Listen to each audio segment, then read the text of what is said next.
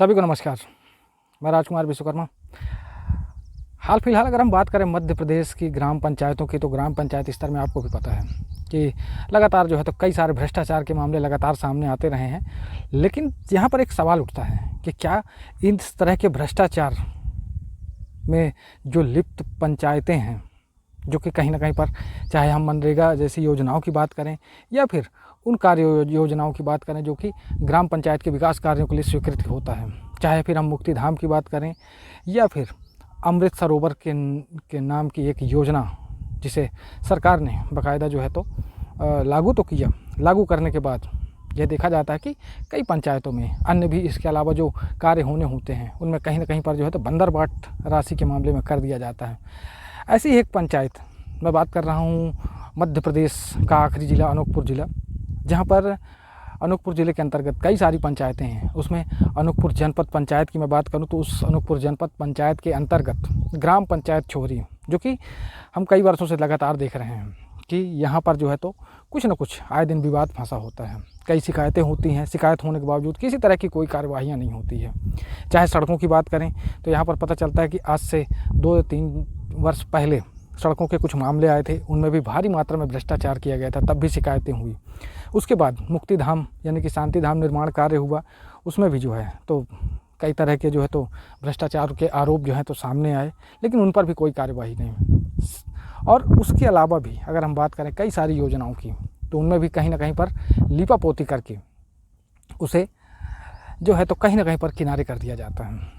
लगातार शासकीय पैसों का दुरुपयोग होता है। ऐसी ही एक छोटी सी योजना जिसे हम अमृत सरोवर योजना के नाम से जानते हैं कि बात की जाए तो अमृत सरोवर के लिए लगभग 37 लाख का बजट यहाँ पर दिया गया।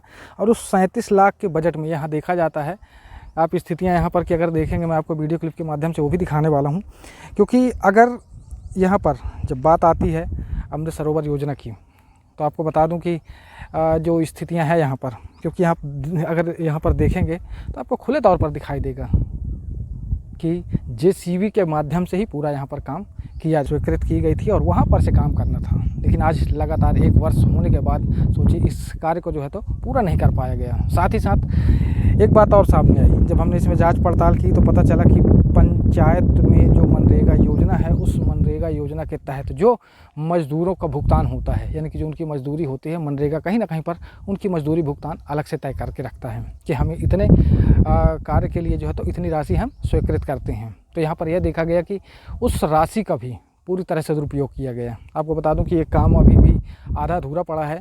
और जब हमने जानकारी निकाली तो उसमें पता चला कि मनरेगा के अंतर्गत जो मजदूरी मिलने वाली होती है, जो मजदूरी भुगतान की जाती है, वो पूरी की पूरी निकाल ली गई। तो कहीं ना कहीं पर अब बात ये सामने आती है कि अगर इस तरह की लीपापोती होती है तो इस तरह के कार्यों का जिम्मेदार कौन होता है। यहाँ पर एक बात और सामने आई, जब इंजीनियर को, सचिव को इस बारे में जानकारी दी जाती है, तब उनका कहना क्या होता है।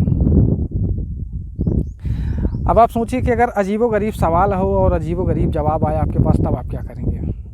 क्योंकि यहाँ पर स्थिति ये नहीं है कि सिर्फ एक मामले में भ्रष्टाचार हो रहा है। लगातार आपको ही पता है कि मध्य प्रदेश में कई ऐसी शिकायतें चल रही होती हैं। अभी हाल फिलहाल जो है तो कुछ 23 से 24 सरपंच सचिवों के नाम पर भी एक नोटिस जारी हुई, हो सकता है उन्हें जेल भी हो, क्योंकि इसी तरह के कुछ भ्रष्टाचार के मामले जो है तो सामने आए।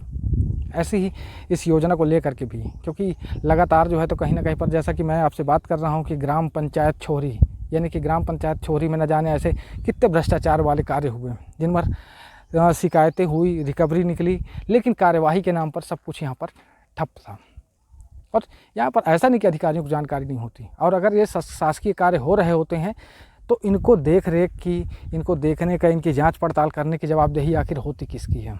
क्योंकि यहाँ पर यहाँ के जो, चाहे हम इंजीनियरों की बात करें या किसी भी ऐसे विभाग से संबंधित अधिकारी की, तो उनका ध्यान आकर्षण बिल्कुल भी नहीं होता है। इसलिए आज जो है तो हम यहाँ पर इस ग्राउंड रिपोर्ट के माध्यम से मैं आपको बताना चाहूँगा कि अगर आप लोग मुझे देख पा रहे हैं, अगर अधिकारीगण मुझे देख पा रहे हैं, तो मुझे लगता है कि इन सब विषयों को लेकर के उन्हें जांच पड़ताल करनी चाहिए कि वाकई में हो क्या रहा है। अभी तो यहाँ पर सिर्फ और सिर्फ एक छोटा सा मसला है कि 37 लाख रुपए का यह अमृत सरोवर ना तो पूरा हुआ, ना किसी तरह के कोई कार्य हुए। सिर्फ यहाँ पर जो है तो जेसीबी के द्वारा जो है तो कुछ मिट्टी को हटाने का काम किया गया, ट्रैक्टर से जो है तो मिट्टी हटाई गई। लेकिन मज़दूरों के नाम पर अगर बराबर मजदूरी भुगतान हुई तो वो मज़दूर कौन थे? कहीं ऐसा तो नहीं कि उन मज़दूरों के नाम पर जो है तो पेमेंट करवाई गई और उनसे बाद में पैसे ले लिए गए हों? क्योंकि यहाँ पर काम तो जेसीबी और ट्रैक्टर के माध्यम से हुए, तो फिर वो मजदूरी भुगतान किसके नाम पर हुई? साथ ही साथ कुछ ऐसे लोगों के नाम भी सामने आए जिन्होंने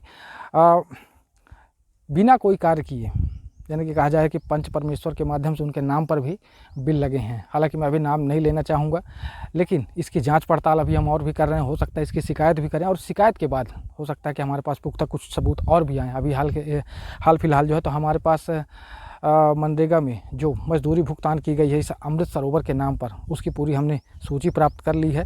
और इसके बाद अभी हमें यहाँ पर और भी जांच पड़ताल करनी है कि जो इस योजना का काम चल रहा है तो वो इसकी देख रेख किसके माध्यम से चल रही है और कौन इसका अधिकारी है जो इस पर इसकी जिम्मेदारी जिसकी बनती हो।